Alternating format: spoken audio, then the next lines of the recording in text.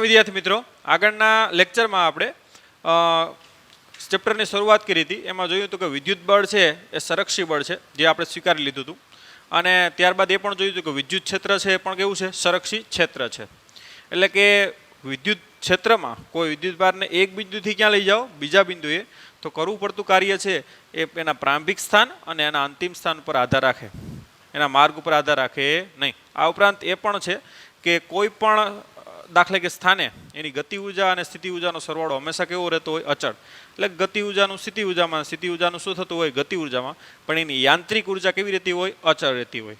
જે તો ઓલરેડી આપણે 11મા ધોરણમાં બધી પ્રોપર્ટી ભણી ગયા કે ભાઈ સંરક્ષી ક્ષેત્ર અને સંરક્ષી બળની પ્રોપર્ટી કઈ કઈ છે. તો એ આપણે વસ્તુ જોઈ હતી. પછી ત્યારબાદ આપણે ગુરુત્વ સ્થિતિ વિદ્યુત સ્થિતિ ઉર્જાને શું કરી હતી, વ્યાખ્યાયિત કરી હતી. તો એ પાછું રિવિઝન આપણે કરી લઈએ. ત્યારબાદ વિદ્યુત સ્થિતિમાન આપણે વ્યાખ્યાયિત કરીએ. તો આપણે શું જોયું તો કે કોઈ એક આ વિદ્યુતભાર પ્લસ ક્યુ છે, એક ક્યુ વિદ્યુતભારને આપણે ક્યાંથી, દાખલા કે અનંત અંતરેથી ક્યાં લઈ આવીએ, ચાલો અહીંયા કોઈ પી બિંદુ આગળ લઈ આવીએ. ક્યાંથી, અનંત અંતરેથી ક્યાં લઈ આવીએ, પી બિંદુ આગળ. તો આપણે શું કરવું પડે, કાર્ય, કારણ કે આ ધન ધન વચ્ચે શું લાગતું હોય, અપાકર્ષણ. તો આપણે કાર્ય કરવું પડે, અને કાર્ય આ રીતે લખાય કે વિદ્યુતભારને ક્યાંથી, તો કે અનંત અંતરથી ક્યાં લઈ આવવાનું છે આપણે, પી બિંદુ સુધી. તો કરવું પડતું કાર્ય ડબલ્યુ બરાબર આપણે લખ્યું હતું માઇનસ, ખબર છે વિદ્યુત બળ આવે એફઈ ડોટ ડીઆર, અને એફઈ એટલે આપણે શું થાય ખબર છે, એફ બરાબર ક્યુઈ. આને કારણે વિદ્યુત ક્ષેત્ર અહીંયા કેટલું હોય, ઈ હોય, અંતર ઉપર આધાર રાખે, અલગ અલગ જગ્યાએ અલગ અલગ હોય. એટલે એફઈ બરાબર શું લખાય, ક્યુ અચળ હોય એટલે બહાર નીકળી માઇનસ ક્યુ ઈ ડોટ શું લખાય, ડીઆર. ક્યાંથી ક્યાં સુધી, તો કે અનંતથી પી સુધી, અનંતથી પી સુધી. ઓકે, આ કાર્ય છે આપણે ખ્યાલ છે એ સ્થિતિ ઉર્જાના સ્વરૂપમાં સંગ્રહ પામે. એટલે સ્થિતિ ઉર્જા શું લખાય, યુ ઇન્ફાઇનાઇટ પી બરાબર શું લખાય, યુપી માઇનસ યુ ઇન્ફાઇનાઇટ. કાર્ય બરાબર સ્થિતિ ઉર્જાના ફેરફાર જેટલી થાય, જે આપણે ખ્યાલ છે, બરાબર શું લખાય, માઇનસ ક્યુ ઇન્ફાઇનાઇટથી પી ઈ ડોટ ડીઆર. ચાલો હવે યુપી માઇનસ, હવે યુ ઇન્ફાઇનાઇટ ખબર છે આપણે કે અનંત અંતરે કોઈ અહીંયા બળ હોય નહીં, એટલે અહીંયા સ્થિતિ ઉર્જા કેવી સમજી શકીએ આપણે, 0. માટે યુપી માઇનસ 0 એટલે શું લખાય, યુપી બરાબર શું લખાય, માઇનસ ક્યુ ઇન્ફાઇનાઇટથી પી ઈ ડોટ ડીઆર. તો ટૂંકમાં આ છે ને એ પી આગળની સ્થિતિ ઉર્જા કહી શકો, કારણ કે અનંત અંતરે કેવી છે, 0. તો પી આગળની તમને શું મળી જાય, સ્થિતિ ઉર્જા આ રીતે મળે. અને સ્થિતિ ઉર્જાનો ફેરફાર મેળવવો હોય, દાખલે કે વિદ્યુતભારને અનંત અંતરેથી આર આગળ લઈ આવીએ, ચાલો બરાબર, એસ લ્યો, આર લ્યો, જે પણ સિમ્બોલ લેવો હોય. તો યુ આર બરાબર શું લખી શકો, તો કે યુ આર બરાબર શું લખાય, માઇનસ ક્યુ અનંતથી આર ઈ ડોટ ડીઆર. અને સ્થિતિ ઉર્જાનો તફાવત મેળવવો હોય બે બિંદુ વચ્ચેનો, બરાબર, તો શું લખાય, યુ આર બરાબર minus Q, U R minus UP is equal to minus Q. ધ્યાન આપજો, યુ આર માઇનસ યુપી, એટલે યુ આર છે માઇનસ માઇનસ કેવું થઈએ, પ્લસ, એટલે આ પહેલાં લખો ક્યુ ઇન્ફાઇનાઇટથી આર ઈ ડોટ, પી વાળું પદ છે એ પ્લસ થઈ જાય, માઇનસ માઇનસ, એટલે ઇન્ફાઇનાઇટથી પી આવશે પહેલાં, ઈ ડોટ ડીઆર માઇનસ આ આવશે ક્યુ ઇન્ફાઇનાઇટથી R E dot DR. Okay, Q અને માઇનસ કરી નાખો તો લિમિટ ફરી જાય, શું આવે, પી થી ઇન્ફાઇનાઇટ ઈ ડોટ ડીઆર. આ રિવિઝન જ કરીએ છીએ, અલગ છે એટલે થોડુંક પાછું કરીએ એટલે ખ્યાલ આવે. ઇન્ફાઇનાઇટથી આર ઈ ડોટ ડીઆર. હવે ધ્યાન આપજો, અહીંયા માઇનસ ક્યુ કોમન કાઢ લઈએ આપણે, ચાલો. તો શું આવે, પી થી infinite E dot DR plus ઇન્ફાઇનાઇટથી R E dot DR. Okay, હવે પી થી ઇન્ફાઇનાઇટ પાછું અહીંયા ઇન્ફાઇનાઇટથી ચાલુ થયું, અહીંયા ઇન્ફાઇનાઇટ પૂરું થયું લિમિટ, અને ઇન્ફાઇનાઇટથી ચાલુ થઈ, તો આને સંયુક્ત રીતે આ રીતે લખાય, પી થી ક્યાં લખાય આર ઇન્ટુ શું લખાય ઈ ડોટ ડીઆર. ખ્યાલ આવ્યો તમને? પી થી ઇન્ફાઇનાઇટ અને પાછું ઇન્ફાઇનાઇટ ચાલુ થયું તો સંયુક્ત રીતે આ રીતે લખી શકો પી થી ક્યાં સુધી આર સુધી. બરાબર. તો આ આવી ગયું આપણું યુઆર માઇનસ યુપી. તો આને કહેવાય પી ની સાપેક્ષ આર ની સ્થિતિ ઉર્જા. કેટલી હોય? તો કે માઇનસ પી થી ક્યાં સુધી આર. ધ્યાન આપજો, પી થી આર. અહીં માઇનસ મૂકો એટલે આ નીચેની લિમિટ આ આવે પી અને ઉપરની લિમિટ શું આવે? આર આવે. પી થી આર ઈ ડોટ ડીઆર. તો આ રીતે બે બિંદુઓ વચ્ચેની પણ સ્થિતિ ઉર્જા વ્યાખ્યાયિત કરી શકો, જેને સ્થિતિ ઉર્જાનો શું કહેવાય? તફાવત. ને દાખલા કે તમને આનો મતલબ શું થયો કે તમે પી થી આર સુધી દાખલા કે કોઈ વિદ્યુતભારને લઈ જાઓ તો આટલું તમારે વર્ક કરવું પડે સ્થિતિ ઉર્જાના તફાવત જેટલું. ખ્યાલ આવ્યો? દાખલા કે પી થી આર સુધી લઈ ગયા અને પી થી ક્યાં સુધી?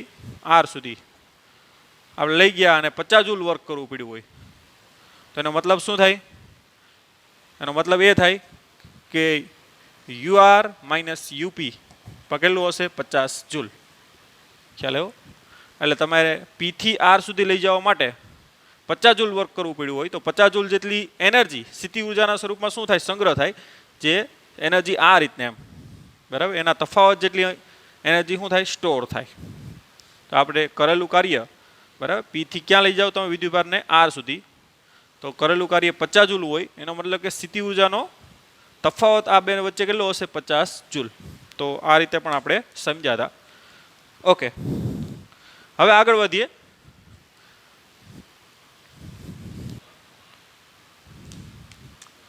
હવે એની વ્યાખ્યા પણ તમે આપી શકો આની. જો તમારે વ્યાખ્યા આપવી હોય કે પી બિંદુ આગળની સ્થિતિ ઉર્જા એટલે શું, તો કે કોઈ વિદ્યુતભારને ક્યાંથી? અનંત અંતરેથી, અનંત અંતરેથી વિદ્યુત ક્ષેત્રના, બરાબર, આપેલા બિંદુ પી સુધી લઈ આવ્યા હતા ને આપણે વિદ્યુત ક્ષેત્રમાં, વિદ્યુત ક્ષેત્રના આપેલા બિંદુ સુધી લઈ જવા માટે બાહ્ય બળ દ્વારા કરવા પડતા કાર્યને અથવા વિદ્યુત બળ દ્વારા કરવા પડતા કાર્યના ઋણ મૂલ્યને એમ લખવું પડે. વિદ્યુત બળ દ્વારા કરવા પડતા કાર્યના ઋણ મૂલ્યને આમ પણ લખી શકો. બાહ્ય બળ ન લખવું હોય તો વિદ્યુત બળ દ્વારા કરવા પડતા કાર્યના ઋણ મૂલ્ય લખવું પડે, કેમ કે બંને આપણે વાસ્તવમાં બાહ્ય બળ છે તો વિદ્યુત બળ હોય તો એ કાર્ય કેવું થાય? માઇનસ. કેમ કે વિદ્યુત બળ છે એ આમ લાગતું હોય, આપણે સ્થાનાંતર આમ કરતા હોય તો એ કાર્ય કેવું આવે? ઋણ આવે. બરાબર.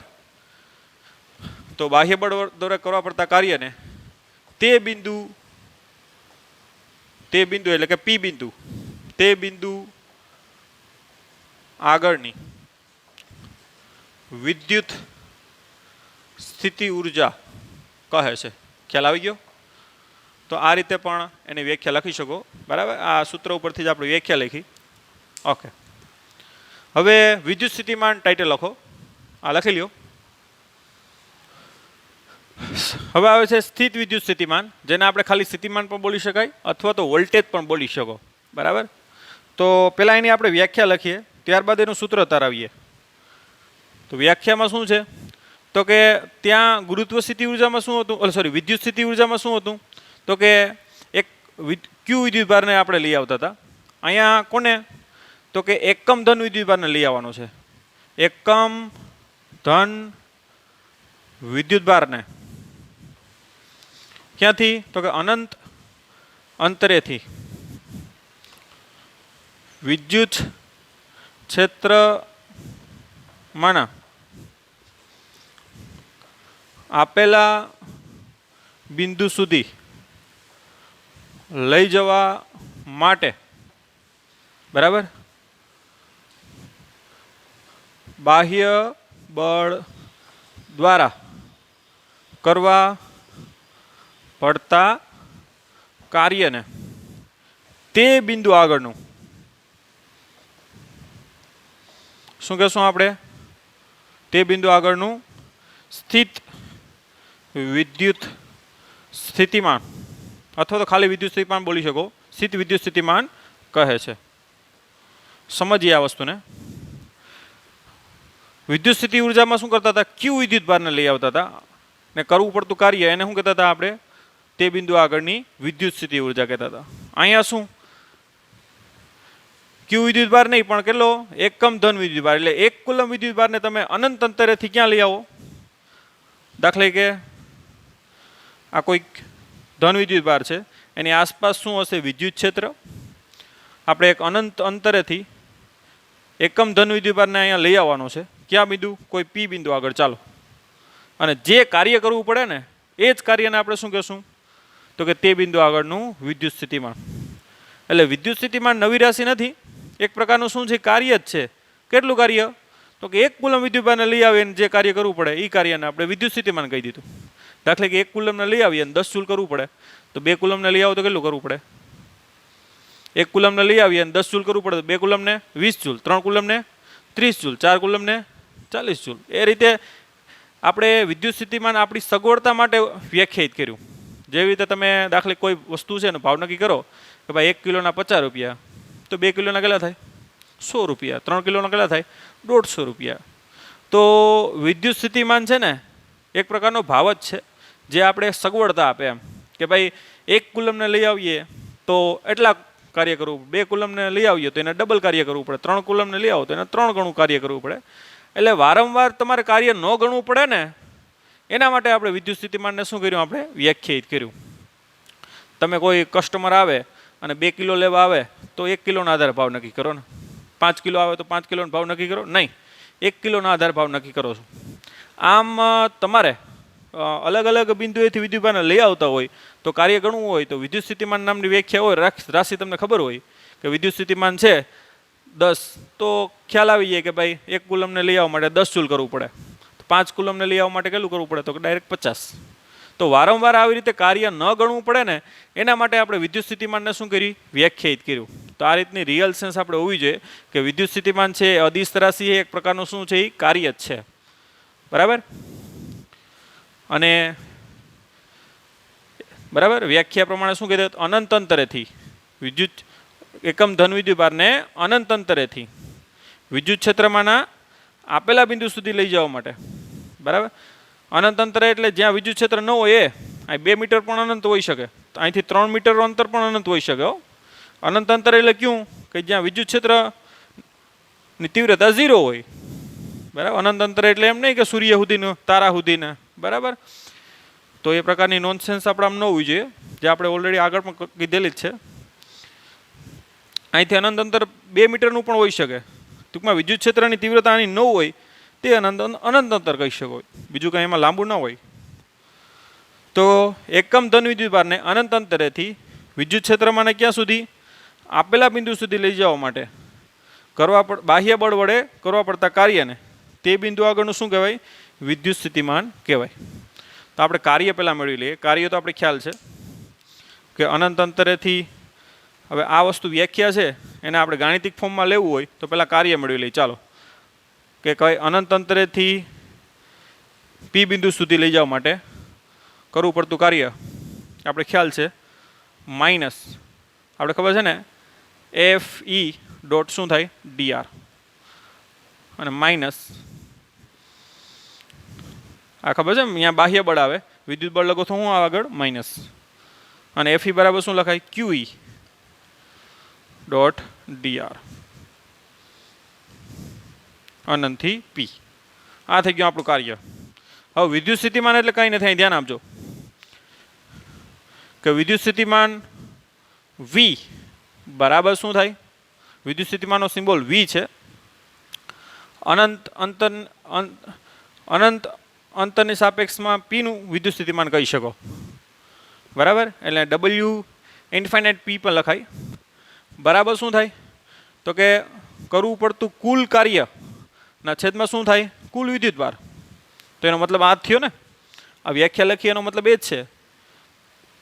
એકમ ધન વિદ્યુત ભારને અનંત અંતરેથી વિદ્યુત ક્ષેત્રમાંના આપેલા બિંદુ સુધી લઈ જવા માટે બાહ્ય બળ દ્વારા કરવા પડતા કાર્યને શું કહેવાય? તે બિંદુ એને ગાણિતિક રીતે આ રીતે લખાય કે કુલ કાર્યના છેદમાં કુલ વિદ્યુતભાર કરો એટલે એકમ વિદ્યુતભાર દીઠ શું આવીએ કરવું પડતું કાર્ય. એટલે વિદ્યુત સ્થિતિમાન બરાબર શું લખાય? કરવું પડતું કાર્ય, કુલ કાર્ય કોના દ્વારા?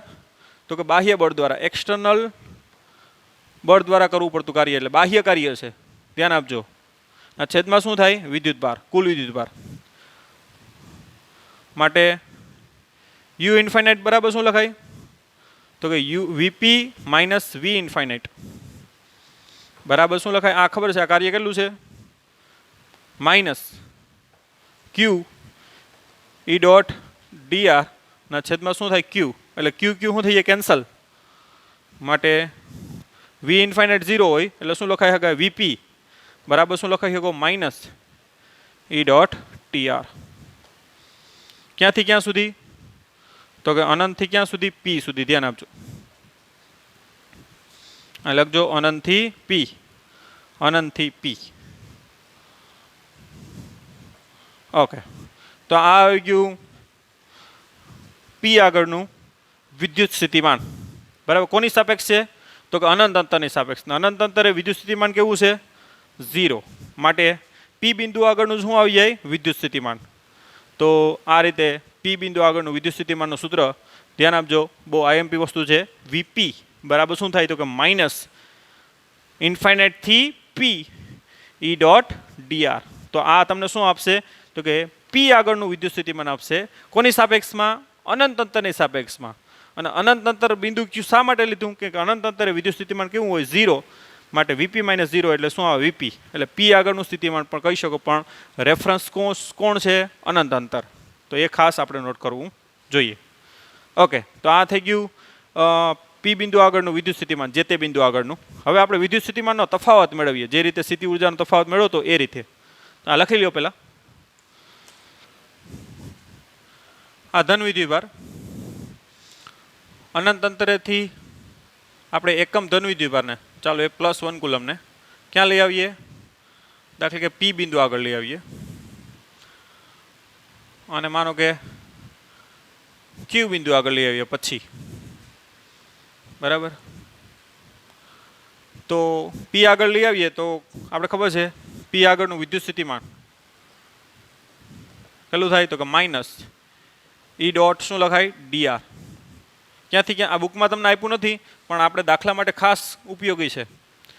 ઇન્ફાઇનાઇટ શું આવે? પી. અને અનંત અંતરેથી ક્યુ સુધી લઈ આવ્યા હોય તો ક્યુ આગળનું વિદ્યુત સ્થિતિમાન કેટલું થાય? તો કે માઇનસ ઇન્ફાઇનાઇટથી ક્યુ ઈ ડોટ ડીઆર. ઓકે, હવે વિદ્યુત સ્થિતિમાન તફાવત મેળવીએ. અહીંયા વિદ્યુત સ્થિતિમાન વધારે હોય, અહીંયા ઓછું હોય, એટલે શું લખીએ આપણે? વીક્યુ માઇનસ વીપી બરાબર શું આવે? તો કે વીક્યુની કિંમત મૂકો આ અને વીપીની કિંમત આ મૂકો તો માઇનસ માઇનસ શું થઈએ? પ્લસ થઈએ. એટલે આ પહેલાં લખીએ, અથવા ચાલો ને આને લખો માઇનસ, નો પ્રોબ્લેમ. ઇન્ફાઇનાઇટથી ક્યુ ઈ ડોટ ડીઆર અને આ માઇનસ માઇનસ શું થઈએ? પ્લસ થઈએ.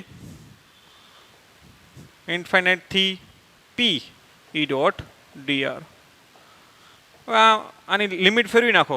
આની લિમિટ ફેરવી નાખો તો અહીંયા શું આવશે? માઇનસનું શું થઈએ? પ્લસ થઈએ. તો લિમિટ ફેરવી નાખું ક્યુથી ઇન્ફાઇનાઇટ તો માઇનસનું શું થઈ જાય? પ્લસ ઈ ડોટ ડીઆર પ્લસ ઇન્ફાઇનાઇટથી પાછું અહીં ચાલુ થાય ઈ ડોટ ડીઆર. આ તો આગળ સેમ રીત છે. પી ક્યુથી ઇન્ફાઇનાઇટ જ્યાં પૂરું થયું ત્યાંથી ચાલુ થાય એટલે સંયુક્ત રીતે આ રીતે લખાય. શું? તો કે ક્યુથી શું લખાય? પી ઈ ડોટ ડીઆર. તો આ આવી ગયું આપણું વીક્યુ માઇનસ વીપી. ઓકે, હજી આને થોડુંક આપણે ચેન્જ કરીને લખીએ, જે પ્રમાણે બુકોમાં બધીમાં આપેલું હોય એ પ્રમાણે. આની લિમિટ ફેરવી નાખો. આ લિમિટ ફેરવો તો શું થાય ભાઈ? આગળ શું આવે? માઇનસ. લિમિટ શું આવશે? પીથી ક્યુ ઈ ડોટ ડીઆર. તો આ આવી ગયું બે બિંદુ વચ્ચેનો વિદ્યુત સ્થિતિમાનનો તફાવત. આને શું બોલશું? પીની સાપેક્ષ ક્યુનું વિદ્યુત સ્થિતિમાન બોલાય. અને બોલાય શું? પીની સાપેક્ષ ક્યુનું વિદ્યુત સ્થિતિમાન. ખ્યાલ આવ્યો? આને શું બોલાય? અનંત અંતરની સાપેક્ષ પીનું સ્થિતિમાન. આને અનંત અંતરની સાપેક્ષ ક્યુનું સ્થિતિમાન. આને પીની સાપેક્ષ ક્યુનું વિદ્યુત સ્થિતિમાન બોલાય. એટલે કે વિદ્યુત ભારને પી થી એકમ વિદ્યુત ભારને એટલે એક કુલમને ક્યાંથી લઈ આવો? પી થી ક્યુ લઈ આવો ને એ કરવું પડતું કાર્ય આપે. ખ્યાલ આવ્યો તમને? આ તમને શું આપે? અનંત અંતરેથી એક કુલમને લઈ આવીએ ને એ કરવું પડતું કાર્ય આપે. આ અનંત અંતરેથી એક કુલમને લઈ આવીએ ને ક્યુ બિંદુ આગળ એ કાર્ય આપે. આ એક કુલમ વિદ્યુત ભારને પી બિંદુથી ક્યાં સુધી? ક્યુ સુધી લઈ જાઓ ને એ શું આપે? કાર્ય આપે. જેને આપણે વિદ્યુત સ્થિતિમાનનો શું બોલીએ? તફાવત બોલીએ. અને વી પણ લખી શકો એમ. બરાબર? બે બિંદુ વચ્ચેનો શું લખાય? વિદ્યુત સ્થિતિમાનનો તફાવત વી પણ બોલી શકો. બરાબર? તો આ રીતે હવે વિદ્યુત સ્થિતિમાનના એકમની વાત કરીએ. અહીંયા ધ્યાન આપજો. તો એનો એકમ શું થાય? કાર્યોનો એકમ જૂલ અને વિદ્યુતભારનો એકમ કુલમ. એટલે વિદ્યુત સ્થિતિમાનનો એકમ શું થાય? જૂલ પર કુલમ. જેને આપણે મહાન વૈજ્ઞાનિક વોલ્ટા એલેક્ઝેન્ડ્રો વોલ્ટા ની યાદમાં એનો એકમ શું છે? વોલ્ટ પણ છે. શું છે? વોલ્ટ. તો વિદ્યુત સ્થિતિમાન એક એવી રાશિ છે જેની ભૌતિક રાશિનો સિમ્બોલ પણ વી છે અને એના એકમનો સિમ્બોલ પણ શું છે? વી. ધ્યાન આપજો. વોલ્ટ એટલે શું થાય? જૂલ પર કુલમ. જૂલ પર કુલમને કેમ કે વોલ્ટા છે એણે આપણે ખબર છે કે બેટરીની શું કરી? શોધ કરી. સૌપ્રથમ થર્મોપાઇલ બેટરી જે સૌપ્રથમ એણે બનાવી. તો એની યાદમાં આપણે વિદ્યુત સ્થિતિમાનનો એકમ શું છે? વોલ્ટ છે. તો એને કેપિટલ વી પણ લખી શકો અથવા સ્મોલમાં VOLT પણ લખી શકો. તો આ રીતે વિદ્યુત સ્થિતિમાનનો એકમ. હવે ધ્યાન આપજો. અહીંયા છે ને આ વિદ્યુત સ્થિતિમાનનો તફાવત વી એને આ રીતે લખાય અને કાર્ય કરવું પડતું કાર્ય W અને છેદમાં શું આવશે? ક્યુ. તો W બરાબર શું લખાય? ધ્યાન આપજો. W બરાબર શું લખાય? VQ. ખ્યાલ આવ્યો? W બરાબર શું લખાય? VQ. જ્યાં V એટલે એક કુલમ માટે કરવું પડતું કાર્ય. Q કુલમ હોય તો ગુણ્યા Q. બરાબર? તો આ રીતે વિદ્યુત સ્થિતિમાન ખબર હોય તો કોઈ પણ વિદ્યુતભારને લઈ આવીએ ને તો ડાયરેક્ટ ફટાફટ શું મળીએ? કાર્ય. આપણે વારંવાર કાર્ય ગણવાની ઘણી જરૂર પડે નહીં. જેવી રીતે વિદ્યુત ક્ષેત્ર આપણે વ્યાખ્યાયિત કર્યું હતું, જે સગવડતા આપી હતી એ જ સગવડતા અહીંયા કોણ આપે? વિદ્યુત સ્થિતિમાન આપે છે.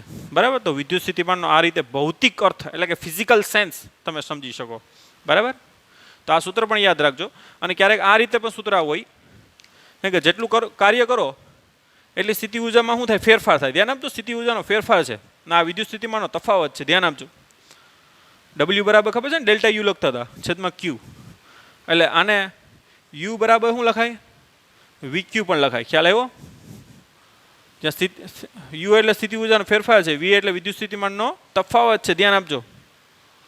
U એટલે સ્થિતિ ઉર્જાનો ફેરફાર અને V એટલે બે બિંદુ વચ્ચે વિદ્યુત સ્થિતિમાનનો તફાવત છે. ધ્યાન આપજો. જો આ V ઇન્ફાઇનાઇટ P ને આપણે V લખો, W ઇન્ફાઇનાઇટ P ને શું લખો? આપણે W લખો. બરાબર? એટલે એ ખાસ નોટ કરવું. તો ક્યારેક સૂત્ર આ પ્રમાણે પણ લખી શકો અને આ પ્રમાણે પણ લખી શકો. બરાબર? તો એકદમ સિમ્પલ લેવલના સૂત્રો છે પણ ખાસ એને સમજવા આપણા માટે જરૂરી છે. ઓકે, એક MCQ આપણે લઈએ એટલે તમને ખ્યાલ આવે. માનો કે આ કોઈ બિંદુ એ છે અને અહીંયા વિદ્યુત સ્થિતિમાન VA બરાબર માનો કે 12 વોલ્ટ છે. ધ્યાન આપજો. 12 વોલ્ટ. અને કોઈ આ બિંદુ B છે, ત્યાં વિદ્યુત સ્થિતિમાન VB બરાબર માનો કે 3 વોલ્ટ છે.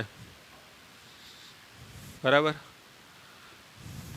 હવે B બિંદુએથી આપણે Q બરાબર માનો કે 10 દાખલા કે 10 માઇક્રોકુલમ વિદ્યુતભારને અથવા તો મિલીકુલમ વિદ્યુતભારને, ચાલો 10 મિલીકુલમ વિદ્યુતભારને આપણે ક્યાંથી ક્યાં લઈ જાઓ? તો કે B થી ક્યાં સુધી લઈ જાઓ? A સુધી લઈ જાઓ. Q બરાબર 10 મિલીકુલમને ક્યાં? B થી ક્યાં સુધી લઈ જાઓ? A. તો કરવું પડતું કાર્ય મેળવો. તો આપણે ખબર છે W, કાર્ય W બરાબર શું લખાય? VQ. જ્યાં V એટલે શું છે? બે બિંદુ વચ્ચેનો વિદ્યુત સ્થિતિમાનનો તફાવત. માટે V બરાબર શું લખાય? VA minus VB. ઇન્ટુ શું લખાય ક્યુ, એટલે કાર્ય ડાયરેક્ટ આ રીતે મળી જાય.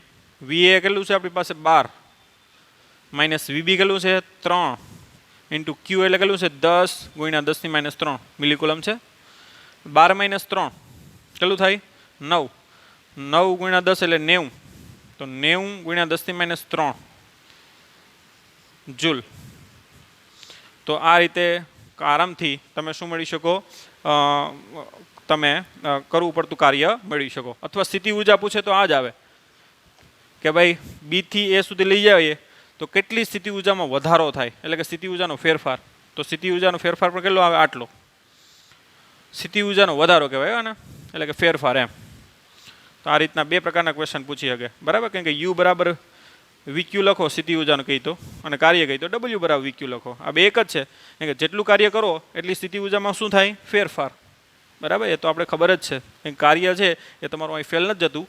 જેવી રીતે સ્પ્રિંગમાં તમે દબાવો અને ઉર્જા સંગ્રહ થઈ જાય ને, જેટલું કાર્ય કરો એટલી ઉર્જા શું થઈ જાય સંગ્રહ થઈ જાય, એમ અહીંયા પણ જેટલું કાર્ય કરો એટલી ઉર્જા શું થઈ જાય સંગ્રહ થઈ જાય, જેને આપણે શું કહીએ વિદ્યુત સ્થિતિ ઉર્જા. તો તમને એમ કાર્ય પણ બોલી શકે અથવા તમને એમ કહીએ કે વિદ્યુત સ્થિતિ ઉર્જા મેળવો તો પણ આ જ, બરાબર. ઓકે, તો આ પ્રમાણે ખાસ તમારે ધ્યાનમાં રાખવાનું છે. આ સૂત્ર બે આપણા માટે એકદમ મોસ્ટ આઈએમપી સૂત્ર છે, બરાબર, ને એકદમ સિમ્પલ છે અને આપણે એને રિયલ સેન્સ ઉપર સમજી પણ શકીએ ભાઈ. ઓકે, હવે અહીંયા પણ જેવી રીતે આપણે જોયું હતું વિદ્યુત સ્થિતિ ઉર્જાનું નિરપેક્ષ મૂલ્યનું મહત્ત્વ નથી, એમ વિદ્યુત સ્થિતિમાનના નિરપેક્ષ મૂલ્યનું પણ મહત્ત્વ છે નહીં. એના તફાવતનું શું છે આવી રીતે મહત્ત્વ, કેમ કે બે જગ્યાએ વિદ્યુત સ્થિતિમાન સરખું હોય તો કોઈ કાર્ય કરવું પડે નહીં, અને કાર્ય ન કરવું પડે તો સ્થિતિ ઉર્જાનો સંગ્રહ પણ ના થાય, અને સ્થિતિ ઉર્જાનો સંગ્રહ ન થાય તો આપણે પછી એને વાપરી પણ ના શકીએ. વિદ્યુત સ્થિતિમાનની થોડીક ફિઝિકલ સેન્સ જોઈ લો હજી. એના માટે હજી એક બીજું એક્ઝામ્પલ આપી દઈએ આપણે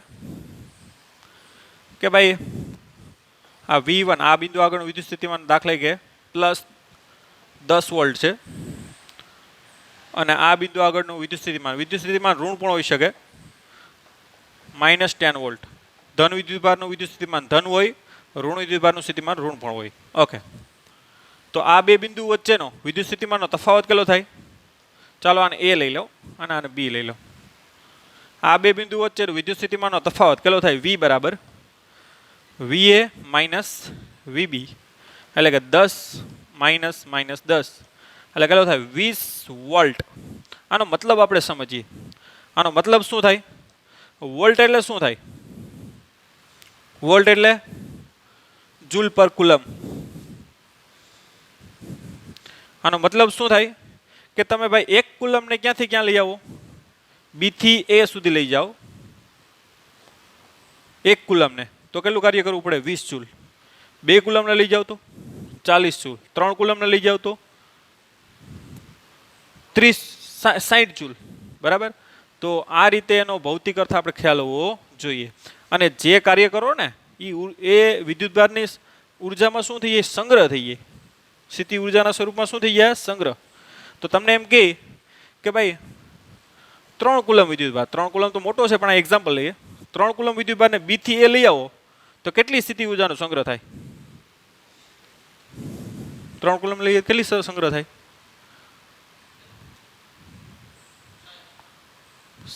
20 ને 20 કેટલી થાય 60. સૂત્ર સ્વરૂપે પણ લખી શકીએ કે U બરાબર શું લખાય VQ, સંગ્રહ થતું કાર્ય બે એક જ છે, બરાબર શું લખાય UQ VQ. V એટલે 1 કુલમ માટે 20 છે, સમજ્યા, તો Q કેટલો છે 3 કુલમ, કેટલો થાય 60 જૂલ. તો આ રીતે એક ભાવ જ છે, બરાબર.